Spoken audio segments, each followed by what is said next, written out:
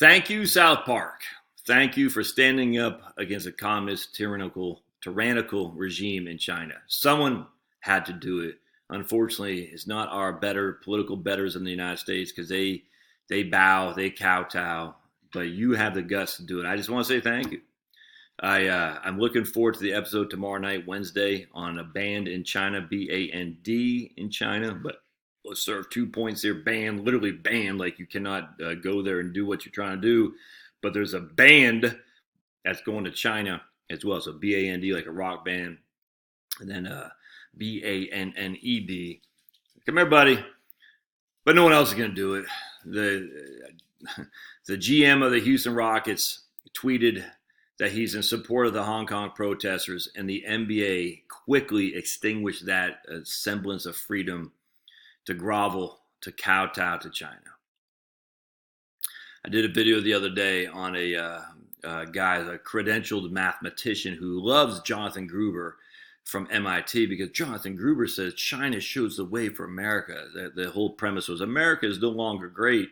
China leads the way. It's no different than what it used to be. Paul Krugman, Thomas Friedman, all these fools, man. The credentialed elite love China. And the irony of it all is the credentialed elite all say they express their love of gay rights, and yet they love China. Those things, you can't make that. You can't square that circle. You can't square that circle. You love gay rights, you can't love China. You love freedom, can't love China. You love Black Lives Matter, you can't love China. You can't. You can't have these two things. They're mutually exclusive because China is throwing their cops at the Hong Kong protesters. You love Muslims, you can't love China because China is throwing Muslims in a hard labor camp. You said Trump had this Muslim ban. If you thought Trump had a Muslim ban, you can't turn around and say, China, save us from Trump. You can't do that. But they do. Because freaking hypocrisy and greed there's no boundaries.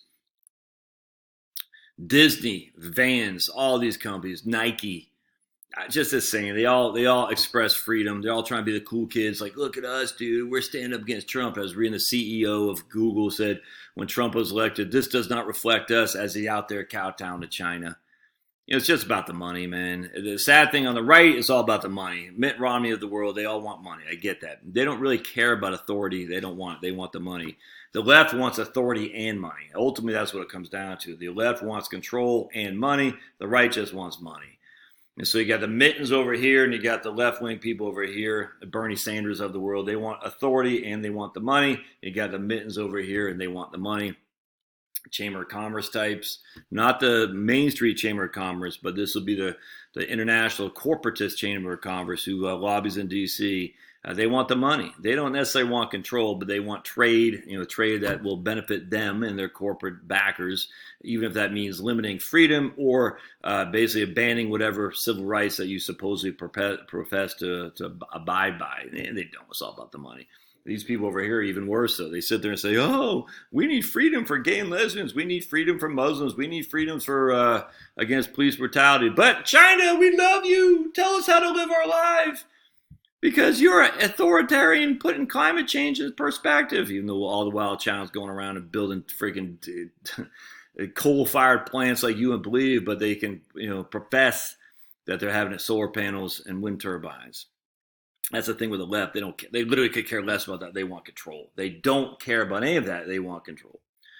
And with control, they get money. That's how it works. With the right, they don't want the control. They just want the money. I'm just telling you, this is the way it works, man. This is why the left is always the worst of the two evils, because the left, there's two things that drive them: control and money. The right is just control. It's just money.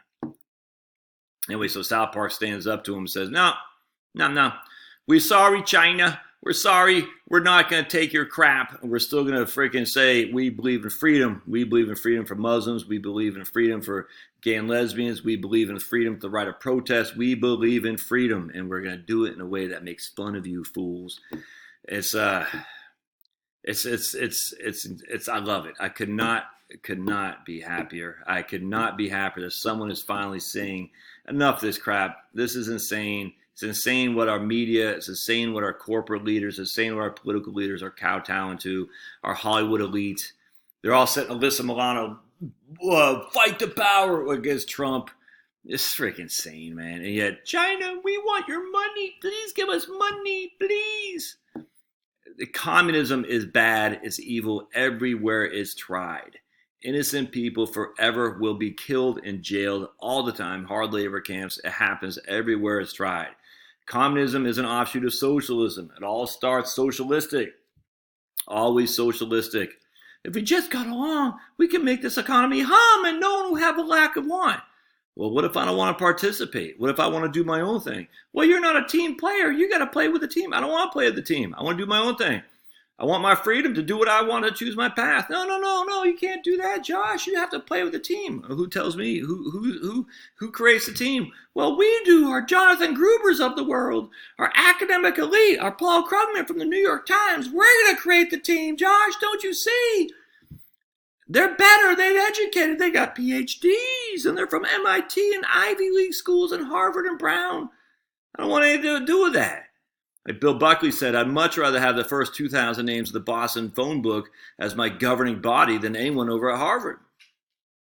I always say, what if I don't want to play with your game? I don't want to play your game. What if I don't like that music? I want to start a different kind of music.